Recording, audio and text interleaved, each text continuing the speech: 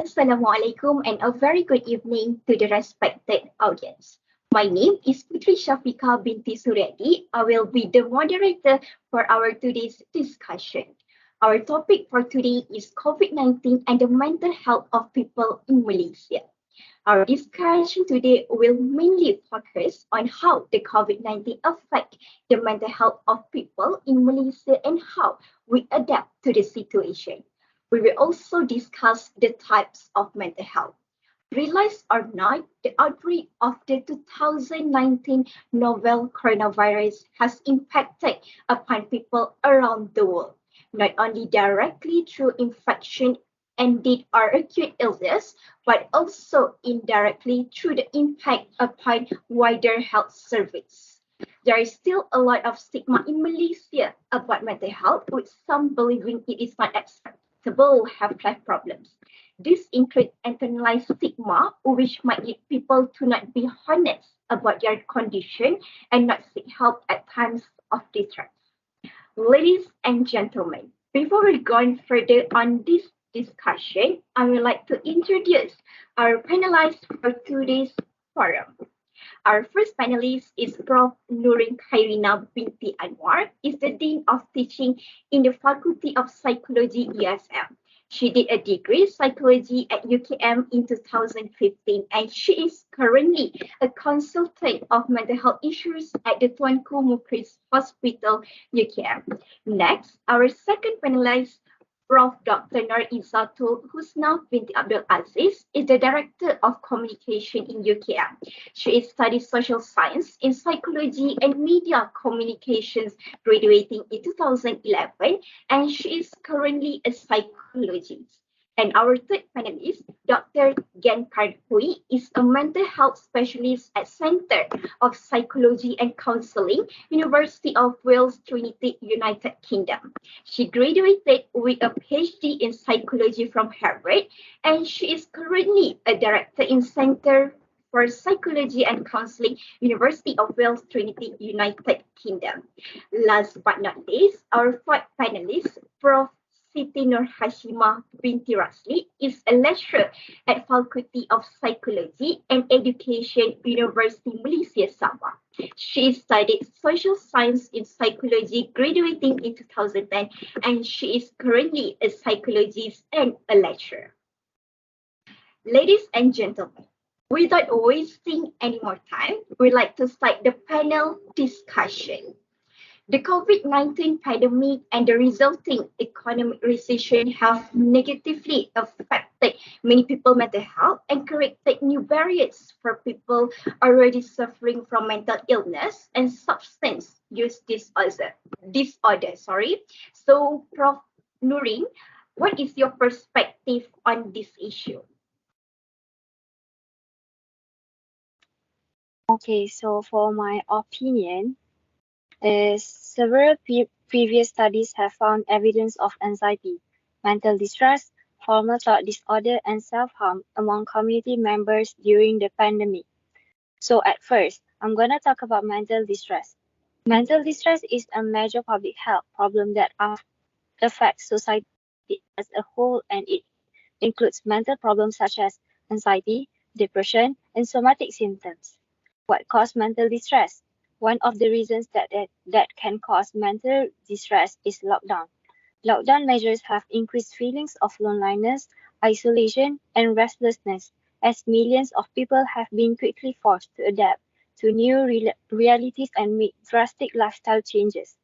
According to a study among university students stranded on campus during lockdown, where physical interaction were limited and communication were mainly based on the internet connection, those who have gone into quarantine experience to be predictive of subsequent general psychological distress. So how can we cope with that is having safe communication with others, because in a moment of distress, you may feel so overwhelmed.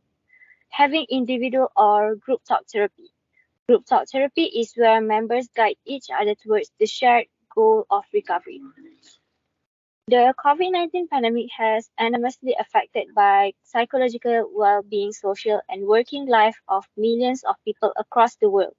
So now we're gonna talk about formal thought disorder. Formal thought disorder is a disruption of the form or structure of thought. FTD is a common and core symptom of a psychotic disorder and may be seen as a marker of its severity and predictor at prognosis. Symptoms of thought disorder include pressured speech and thoughts blocking. What cause of FTD? From lesion movement control order, people especially who are living alone more chances to get FTD because they have no one to talk to and it will affect how they think because their minds are not open with environment. People with that thought often interrupt themselves abruptly mid-sentence. They might pause for several seconds or minutes. When they start talking again, they often change the topic of conversation. As evidenced in October 2020, Malaysia has entered the third wave of COVID-19 pandemic. Malaysia, like another countries, relies on lockdown strategy to curb down the menace of COVID-19. However, a few studies noted an elevated risk of depression and FTD during quarantine as a result of COVID-19 pandemic. From 1,554 people, results show that 390 individuals were found to have severe depressive symptoms. Because this thought disorder is associated with bipolar disorder, treating it requires the underlying mental health condition. Finally, I'm going to share about feeling overwhelmed, which is affect our mental health. During this pandemic, you may worry about getting sick, how long the pandemic will last, and what the future will bring. Information overload, rumors, and misinformation can make you feel out of control and make it unclear what to do. By the end of May last year, the country's average daily cases per capita surpassed that of India as a new single-day infection reached the 90,000 mark. Daily death had also peaked at 98 cases. Healthcare workers. We should consider this issue for the sake of the healthcare workers themselves. They are also human with their own health needs, and as much as they care for others. Furthermore, a healthcare worker who is unable to function at their full capacity due to extreme fatigue. Citizens who are under lockdown also have to take care of themselves because it can lead to feeling of fear, anger changes in appetite, energy, worsening of chronic mental health condition. It is good to take breaks from news, including social media.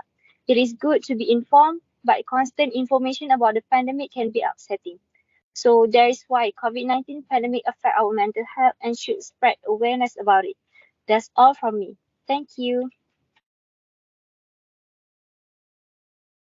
I agreed with Prof. Nurin Karina that the COVID-19 pandemic created new barriers for people already suffering from mental illness. Thank you so much, Prof. Nurin, for sharing your perspective.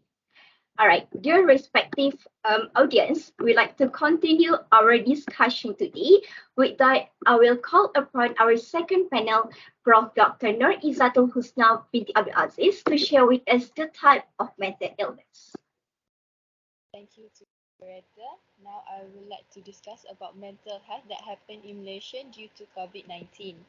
First of all, the mental health that I will discuss today is a commit suicide. Statistic shows that around 25 cases that happened due to COVID-19 in 2020 shows that have increased around 14 cases that happened before the pandemic. The factors that encourage commit suicide is loss of income. It is because when pandemic happened, some of the employer decide to decrease their workers because of financial problem.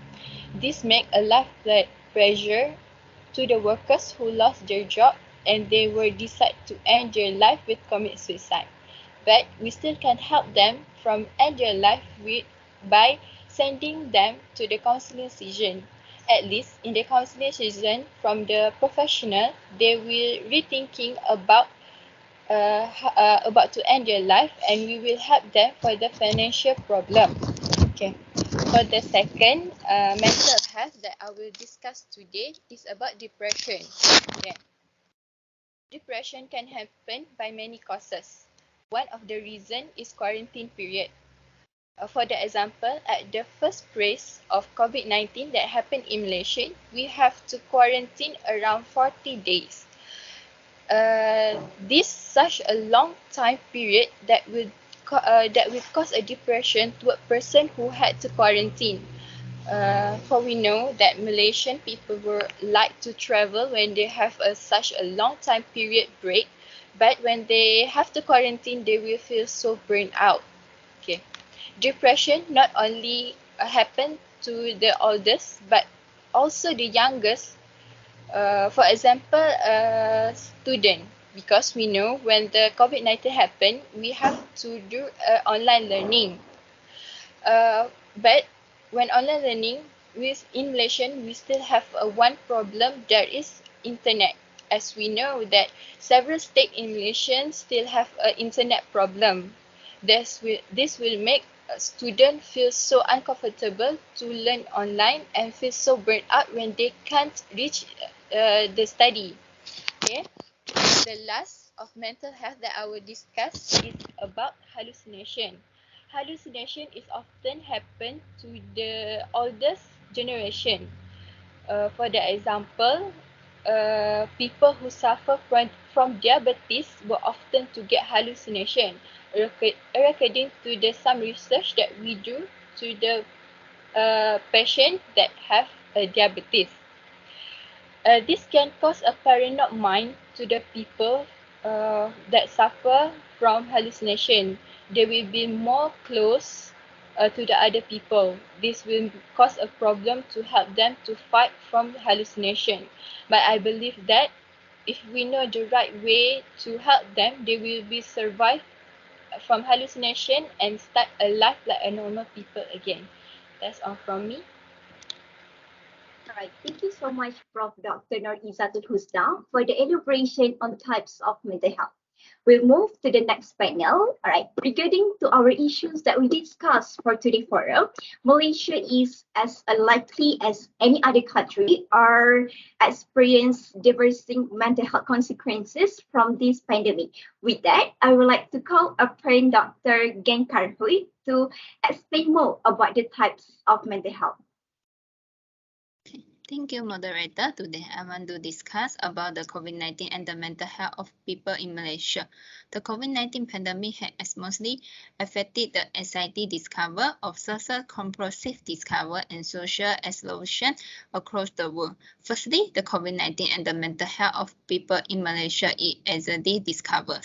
This is because many people, such as women, younger people, and older people, are at severe risk of reporting mental health problem during the COVID-19. Malaysia, like many other countries, relied on a lockdown strategy to calm down the management of COVID-19. However, it will make the risk of depression during quarantine as a result of COVID-19 pandemic. For example, loss of employment and financial strains are well documented corrected of mental health problem. Many people are facing the unemployment like causing significant financial strains. Next, the COVID-19 and the mental health of people in Malaysia I want to discuss is obsessive compulsive discover. This is because the government imposed motion control order MCO, so when people want to go out and go anywhere, they must be to scan the message before enter the shop. For example, COVID-19 had caused many people to disturb frequently, such as wash hands and use the hand sanitizer frequently or others to protect herself. However, it will make the people face the obsessive compulsive discover during the COVID-19. Lastly, the COVID-19 and the mental health of people in Malaysia is social isolation. This is because the government imposed motion control order generally restrains people's ability to gather in groups and travel from within Malaysia and internationally. Almost ensure business and service will suspend. Quality and being socially isolated have been associated with psychological disease. This is problematic because people have natural involved to seek communication and feel doubt. Since the people are such a social creature and face-to-face contact seem to be imperative to our psychological well-being, it will make since the being the spread of it due to fears of contracting COVID-19 is likely to cause many Malaysians to suffer psychologically. This all. Thank you. All right, thank you so much, Dr. Genkargul, for informative perspective and elaboration. Ladies and gentlemen, we're going further on discussing this issue. Last but not least, I will call upon our fourth panel, Prof. Siti Nur Hashimah binti Aziz, to elaborate more regarding to our issue.